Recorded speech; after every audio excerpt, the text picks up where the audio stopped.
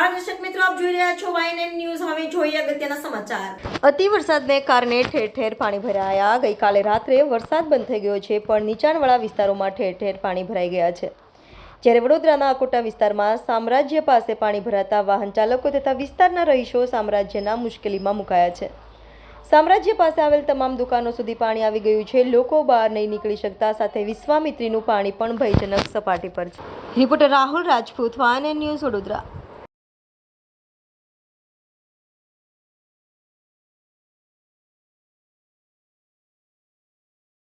છે અને શું સમસ્યા થઈ છે?